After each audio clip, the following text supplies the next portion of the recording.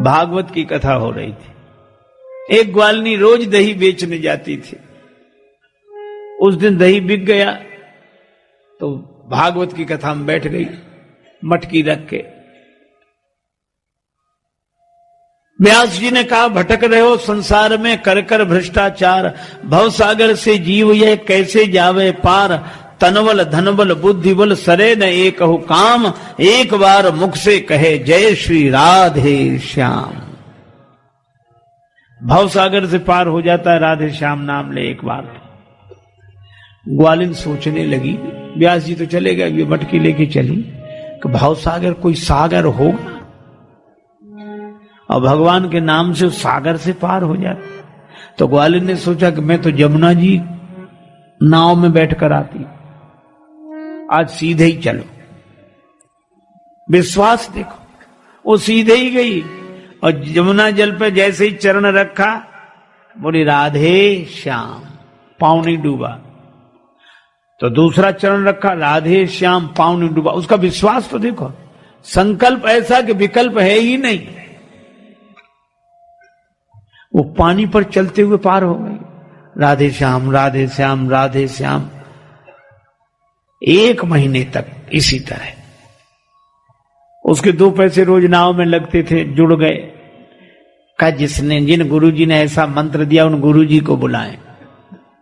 एक दिन गई, पता लगाते लगाते व्यास जी के चरण, गुरुदेव हमारे यहां पधारो। हाँ आएंगे पधारो।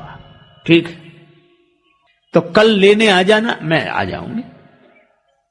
गुरुजी दूसरे दिन तैयार, चौबंदी पहनकर, छड़ी लेकर, घड़ी बांधकर, धोती पहनकर, तिलक लगा के तैयार।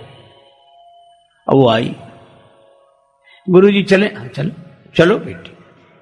और गुरुजी छड़ी लेकर जा रहे। सो नाव वाले घाट तरफ तो गई नहीं, सीधे ही गई। गुरुजी बेटी इधर कहां जा रही, नाव तो उधर मिलती है, आप तो आइए गुरुजी। तो गुरुजी ने सोचा इसने वहां कोई छोटी नौका का इंतजाम किया होगा, उससे ले जाएगी। वहां गए, न नाव न नाविक, कुछ नहीं। गुरुजी बोले बेटे कैसे चलेंगे। उसने हाथ पकड़ा, आप तो आओ मेरे साथ। और उसने राधे श्याम कह के पांव रखा और दूसरा पांव राधे श्याम कह के रखा, पानी में खड़ी हो गई। गुरुजी ने समझा कि ये जहां खड़ी है वहां कुछ लकड़ी वगैरह कुछ होगा ऐसा। तो उसने हाथ पकड़ा और बोली राधे श्याम राधे श्याम राधे श्याम कह के जो गुरुजी का हाथ पकड़ा, तो गुरुजी पहली बार में इतने चले गए जमुना में। हड़बड़ा के निकले, बोले बेटी हाथ छोड़ ये तो। अब वो बेचारी बोले तो खुद डूब जाए। सो यही कहती, गुरुजी बोलो राधे श्याम, गुरुजी बोलो, गुरुजी बोलो राधे श्याम, गुरुजी बोलो राधे श्याम। यमुना क्या भवसागर में भी इसी मंत्र से काम, गुरुजी बोलो राधे श्याम, गुरुजी बोलो राधे श्याम, गुरुजी बोलो बोलो राधे श्याम, गुरुजी बोलो राधे श्याम, गुरुजी बोलो राधे श्याम।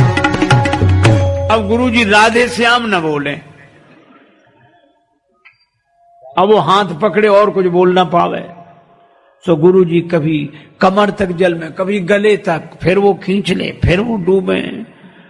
वो कहने लगे अरे बावली तू मुझे छोड़ दे, तो ये घड़ी ले ले, सोने की अंगूठी ले ले, पर मुझे छोड़। नहीं मानी वो। पंडित जी समझ गए, कहने लगे तुझे पता नहीं है, मेरा बेटा बहुत बड़ा अधिकारी है, उसे पता लगेगा तुझे जिंदा नहीं छोड़ेगा, तू मुझे छोड़। पर वो छोड़े ही नहीं। अब पंडित जी ने सोचा कि ये तो है चुड़ैल जादूगरनी अथवा बटमारिनी नार।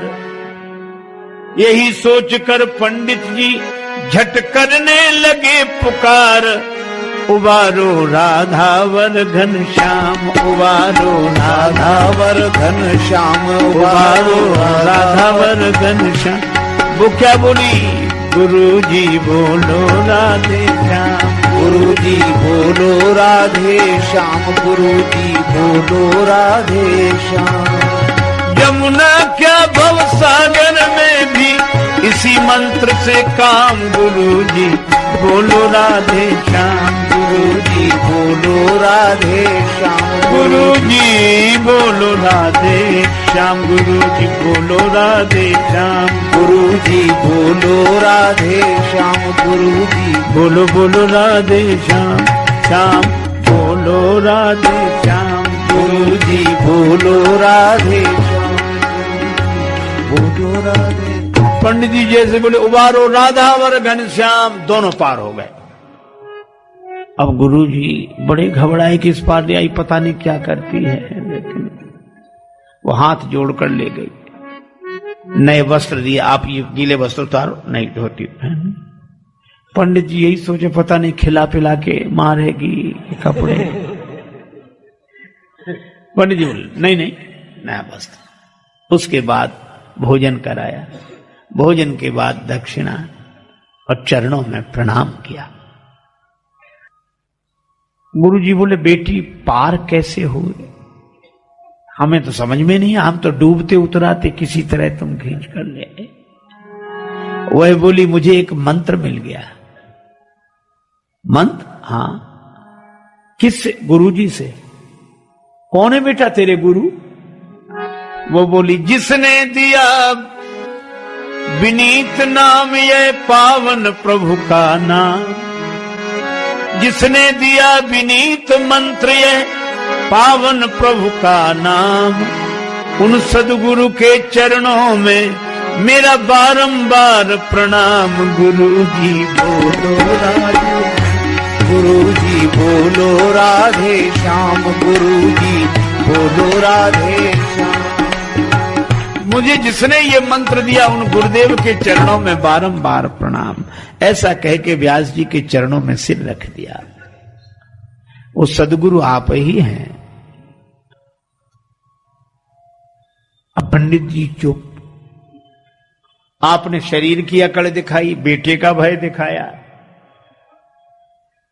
तन को धन को सुख संतति को अभिमान भरे अपने मन में। यदि प्रीत प्रतीत करे प्रभु सो नर क्यों न विनीत तरे क्षण में। इन सबका अभिमान छोड़कर अगर भगवान से अपने मन को जोड़ ले तो उसके तरने में देर नहीं होती। व्यास जी के नेत्र सजल हो गए, आंसू बरसने लगे। उन्होंने कहा कि बेटी मैंने बहुतों को मंत्र दिया, पर उस मंत्र पर कभी विचार नहीं किया, विश्वास नहीं किया। पर धन्य है तूने निष्ठा पूर्वक उस मंत्र को मानकर लोक कल्याण का मार्ग प्रशस्त कर दिया।